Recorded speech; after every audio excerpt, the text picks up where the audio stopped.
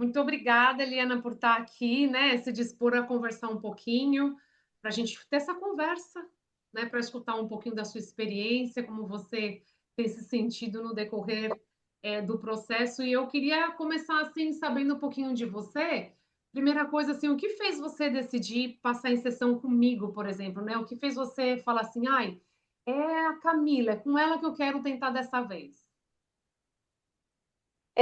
Eu já tinha assim um tempo que eu estava precisando, né? E os médicos falando, né? Os médicos que eu faço acompanhamento falando que eu precisava, mas eu estava procurando assim alguém que eu me identificasse, né? Eu tinha pensado já em algumas aqui na cidade próxima onde eu moro, mas era uma coisa que eu não estava me identificando muito. E aí um dia eu no Instagram eu vi uma, uma postagem, né? E eu entrei no Instagram, né? Olhei lá, os vídeos que já tinha. Aí eu costumo dizer assim, acho que foi amor à primeira vista. E aí eu disse, não, acho que vai ser essa aqui. Aí foi eu entrei em contato, né? E foi assim, fui muito abençoada, né? Com os resultados, com o acompanhamento, porque foi algo assim muito tranquilo. Uhum, que legal, fiquei feliz assim de saber desse aspecto, né? Desse pedacinho da história. E aí você, se você quiser mencionar um pouquinho para a gente, talvez uma ou duas das suas necessidades principais, ou seja, o que é que você buscava, né, na terapia? Eu buscava, por exemplo, eu estava muito tensa por causa do tratamento que eu tinha feito. Então, assim, eu vivia o tempo todo, se doesse um pedacinho, uma unha, uma coisa, eu já estava ali preocupada, de que poderia ser o câncer que tinha voltado, né? Então, eu ficava, assim, sempre no alerta disso. E, ao mesmo tempo, eu ficava preocupada porque ficar pensando tensa com isso o tempo todo também era prejudicial para mim, né? E aí eu ficava preocupada com isso. E esse foi um dos pontos principais que eu precisava dar assim um basta nessa preocupação excessiva com isso, mas não estava sabendo como. E também outras questões também assim de às vezes de medos, né? De questões de emocionais mesmo, de pensamentos que me incomodavam, né? Então eu precisava dar um basta nisso. A gente pode dizer que, assim, né, em linhas gerais, a gente precisava cuidar um pouquinho de ansiedade, né? Alguns pensamentos que na linguagem normal, na linguagem da psicoterapia, né? A gente costuma dizer é, obsessivos no sentido de que são aqueles pensamentos fixos que se repetem, tem uma conotação negativa, né? Por exemplo, ai, será que a dor no peito pode ser um problema cardíaco? Ainda mais você que veio com a experiência, né, do tratamento de câncer, que é muito impactante, pode ser muito traumático, né? Tem um pouquinho de ansiedade, esses pensamentos são muito bem conduzidos na terapia cognitivo-comportamental e também beneficia bastante com o mindfulness também, né? O exercício de respiração consciente, o exercício de atenção plena. E aí, o que mais chamou a sua atenção no processo terapêutico, assim, que você percebia que a minha maneira de trabalhar, a minha abordagem, o meu método perceber e acolher trouxe para você a ajuda que você buscava e que você achava que ia encontrar comigo? Uma das minhas, acho que principais, é, eu não sei se preocupação, mas assim, apreensão, eu acho que era assim, ficava meio apreensiva quando eu pensava em marcar assim a terapia, eu ficava imaginando, mas o que que eu vou falar? Será que eu vou ter que dar sequência a esse assunto? Mas eu já falei disso aqui, como é que eu vou agir da agora para frente? O que que eu ainda tenho para falar disso, né? Então eu ficava meio preocupada com isso, assim, apreensiva, né? E foi algo muito natural, né? Porque eu acho que no acolhimento já teve isso, né? De dizer assim para mim, olha, não se preocupe, não precisa ter uma sequência de assunto. Se lá na outra sessão você quiser continuar com esse assunto que a gente conversou hoje, a gente continua. Se não quiser, a gente conversa sobre o que você quiser conversar naquele momento.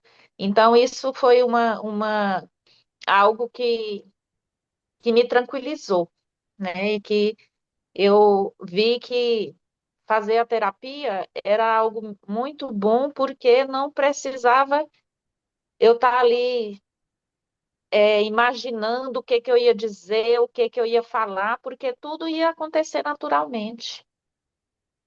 É interessante, né? Porque você não é a única, isso é muito, muito, muito mais comum do que a gente imagina. Às vezes a primeira impressão que a pessoa tem é que quase que a terapia é uma carga a mais, né? Assim, não, que agora a terapia também me traz a preocupação, porque eu tenho que me preocupar com o que é que eu vou falar, como que eu vou. Ah, não, agora é que agora, se eu tiver que pensar e falar daquele episódio traumático, vai ser ainda pior para mim, porque eu não quero mais aquela tristeza, aquela lembrança, etc, etc, né? Quando a gente vê que não é exatamente assim. É natural que a gente precise falar de coisas difíceis, o processo terapêutico passa por aí, mas é para que a gente seja mais forte do que a nossa experiência traumática, mais forte do que os nossos medos, mais forte do que as nossas dores. E você acabou percebendo isso, né? Sim, né? Todo o processo me tornou isso mesmo, né? Acho que mais forte, né? Hoje eu sei que se eles surgem novamente alguma coisa, alguma ansiedade, alguma coisa, eu sei como contornar. Então, só para a gente conseguir criar um paralelo, né? As suas necessidades lá no começo era lidar melhor com essa ansiedade, com esses pensamentos repetitivos, um pouco negativos, que traziam um pouco de medo. Hoje, como você se sente, né? Você se sente menos ansiosa, mais estável, mais tranquila. A gente sabe que de vez em quando a gente tem, né? Os nossos momentos de estresse, de ansiedade, né? De angústia, de tristeza. Mas quando você buscou a terapia, isso quase que dominava ou era predominante no seu dia a dia, na sua maneira de viver e de ser. Como que é hoje? Ah, hoje está bem melhor, né? É como você disse, né? Surge novamente, né? A gente não fica total, não fiquei totalmente livre, né, disso. Mas como eu falei hoje, eu penso muito menos nisso. E quando surge, me doeu lá um braço, lá no lugar fulano do braço doeu. Mas aí eu fico pensando, eu já sei o que eu vou dizer para minha mente. Eu digo, olha, não é assim, não tem nada disso, né? Porque acontecia muitas vezes de eu ter feito os exames, a médica ter dito que estava tudo bem, mas se surgisse alguma coisa, aí eu ficava martelando aquilo, martelando, martelando, até pensando o tempo todo naquilo. E hoje não, né? Hoje eu tenho essa tranquilidade de saber me questionar, né? Por que que eu estou pensando isso? Não é assim, né? E naturalmente aquilo vai embora, né? Vai embora e é tão tanto que hoje eu passo assim muito tempo sem ficar pensando nessa questão de doença. Às vezes eu converso sobre, porque vez por outra tem outras pessoas que querem saber, ou pessoas que procuram porque estão preocupadas com alguma coisa que surgiu, estão indo no médico, então eu converso sobre, por exemplo, o processo do câncer, do tratamento, mas isso não me incomoda, porque eu converso ali e aquilo fica ali, né? Eu não fico martelando ou pensando coisas depois. E a importância, né, da terapia entrar no meio desse caminho, porque se isso vai avançando por muito tempo, né, e o que acontece é que a gente vai acreditando naquele pensamento, né, como se aquele pensamento se tornasse uma verdade. E a terapia cognitivo-comportamental trabalha bastante nisso, né? A gente chama de desafio o seu pensamento. Então, doeu o braço, ai meu Deus, será que tem um tumor no meu osso? Que às vezes é exatamente assim. Às vezes a gente tem até a vergonha de compartilhar esse pensamento, porque no fundo a gente sabe que pode ser um pensamento exagerado, mas é o que a gente pensa. E a gente tem que lidar com esse pensamento, né? Não diminuir ele. Não, então eu penso isso. realmente é um pensamento que vem. Então, como eu racionalizo? E na terapia a gente desafia esse pensamento, né? Será que esse pensamento é de verdade? Né? Ele é real? Ele tem base para ser tão intenso e tão angustiante como ele é? Então, a terapia entrar na rota nesse momento é muito importante, porque se isso avança muito, fica muito mais complexo e por muito mais tempo, vai piorando, né? Porque aí, às vezes você vai ter uma dor que realmente vai ter um motivo. Aí você começa a achar que toda dor tem motivo. Aí o problema fica muito maior, muito mais complexo, né? E aí eu queria que você comentasse para a gente uma experiência que você trouxe na sessão, falando sobre a questão das panelas, né? Então você tinha bastante preocupação, né, com essa alimentação limpa, tomar cuidado com ter contato com coisas que pudessem ser contaminantes. E numa das sessões, a gente falou um pouquinho que você estava querendo trocar as suas panelas, mas que a panela ideal era caríssima, né? Ficava um pouco fora do seu orçamento. E a gente conversou um pouquinho sobre encontrar um caminho para ter panelas adequadas, mas que também não te colocasse aí num gasto desnecessário e até questionando se não estava voltando esse pensamento de querer quase tudo perfeito, ideal, achando que as panelas pudessem te privar ou te poupar de qualquer tipo de problema de saúde, né? Quer contar um pouquinho para a gente sobre isso? Porque eu lembro como se fosse hoje, quando você veio para a sessão e falou assim: olha, tomei uma decisão, estava feliz, estava orgulhosa, se sentindo leve com a decisão que você tinha tomado. Isso era uma questão, né? Porque eu observava alguns vídeos, né, falando sobre isso e assim, davam duas opções de panelas que fossem, que era o ideal, né, que era o essencial, né, e imaginava e aquele negócio ficava muito dispendioso para fazer essa troca, né? Fora da minha realidade, acredito que da realidade da maioria, né? E a terapia me ajudou nisso, né? Porque eu estava assim também muito, não sei se perfeccionista com isso, eu estava assim muito me tornando uma pessoa que tinha que fazer isso a qualquer custo, né? Meio que, eu acho que o termo certo era até assim, meio que fanática nesse sentido de ter essa saúde perfeita, essas coisas, né? E aí eu tomei essa decisão, foi uma sugestão, né, na terapia, e que, por exemplo, eu poderia fazer por um material que fosse mais em conta e que também era muito adequado, né?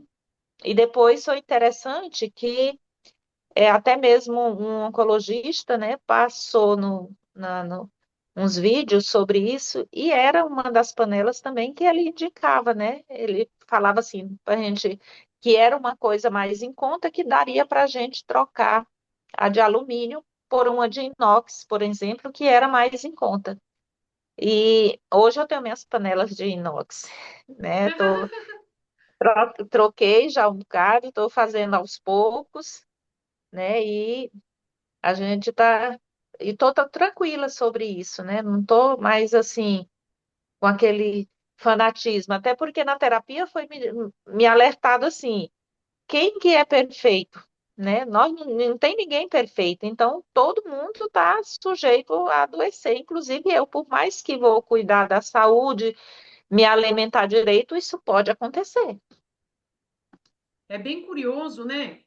Por exemplo, o medo de voltar a adoecer, porque você passou por essa experiência de doença bastante desgastante com câncer, né? Então, o medo de adoecer leva você a ser extremamente prudente com tudo. Aí a gente usa, você falou assim, perfeccionista, né?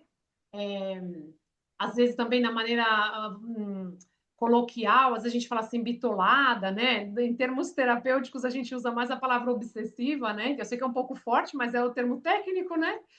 Então, é daquele jeito, né? Então, o que que eu como, o que eu deixo de comer, onde eu cozinho, e o que que acontece? Onde está a armadilha disso? Em vez de você ter tranquilidade e se sentir segura, você na verdade gera mais sentimento de insegurança, de vulnerabilidade e de medo, porque você começa a ver o que você come, o que você não come, onde você cozinha, tudo como uma ameaça. E isso naturalmente expõe o seu corpo a o que a gente chama de doenças psicossomáticas, né? Que não são doenças imaginárias, porque às vezes o corpo vai ter ela de verdade, um exame vai comprovar ela, mas que elas surgem às vezes com essas portas dos problemas mentais e emocionais que alteram todo um mecanismo fisiológico natural e saudável. Então, sobe nosso cortisol, sobe a adrenalina, pelo medo, pela ansiedade, pela obsessão mesmo, né? Pelo excesso de pensamentos, né? E de coisas assim. Então, como a gente vir para a terapia, né? Contar com uma orientação equilibrada, desafiar esses pensamentos, trabalhar pensamentos funcionais e não disfuncionais, né? Funcionais que cumprem uma função, coloca você, na verdade, num entorno mais seguro, de mais bem-estar, né? Não é sobre panelas de inox, é sobre um conceito razoável, equilibrado, saudável para um contexto de vida que vai trazer isso também, né? Porque esse equilíbrio é, é uma palavra que define muitas coisas, né? Assim, e nesse sentido, para mim foi muito bom, né? Porque eu estava no ponto assim, se hoje fui na casa de alguém, alguém me ofereceu um café e tinha um pouco de açúcar. Então, se eu, às vezes eu ficava com vergonha de dizer que eu não ia tomar e tomava aquilo ali, mas aquilo ali me matava depois, porque eu ficava imaginando assim, que aquele pouquinho de coisa que eu fiz naquele dia poderia desencadear todo o processo novamente, assim, como se fosse aquela exceçãozinha que eu tinha feito tivesse fosse se tornar algo muito grande, né? Que ia desencadear todo o processo de doença e tudo que eu tinha feito até então para manter um corpo mais saudável. Então eu ficava muito apreensiva não tinha esse equilíbrio, né?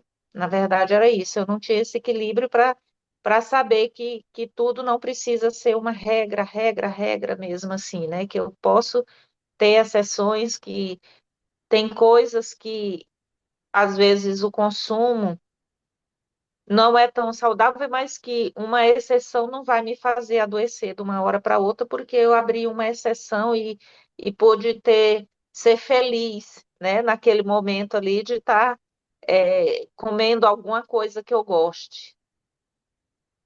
É isso, né? E o método perceber e acolher, né, que ele vem do desenvolvimento da consciência e o acolhimento do método perceber e acolher não é só na maneira como eu acolho você na terapia, né? Vem da minha formação em autocompaixão, a capacidade de você se acolher, porque quando você tem esse pensamento, ai meu Deus, agora esse café, ou você toma com culpa, ou você deixa de tomar e se sente mal porque não recebeu essa hospitalidade, esse carinho, né? Então, não é que a culpa seja sua, é um mecanismo que está por trás, né? O medo de adoecer. E é importante que a terapia ajude você a entender isso, porque senão você fica entre a culpa e o medo. A culpa de rejeitar o café com um pouquinho de açúcar e o medo de que o café com açúcar agora te dê um câncer, por exemplo, né? Porque vai ativar mecanismos de inflamação e etc, etc. Então, te coloca num lugar ruim ou num lugar pior. E a terapia, né, treinar um pouquinho a maneira de perceber isso, de vivenciar isso, de entender que aceitar aquele gesto de amor e carinho, que é aquele copinho de café, tomar ele de maneira relaxada, lembrando que você já faz diversas outras coisas em prol da sua saúde, ajuda você a desfrutar esse momento e ter sentimentos de alegria e felicidade, que são grandes antídotos contra a doença, né? Eles têm um efeito muito mais importante na nossa saúde do que um comprimido, muitas vezes.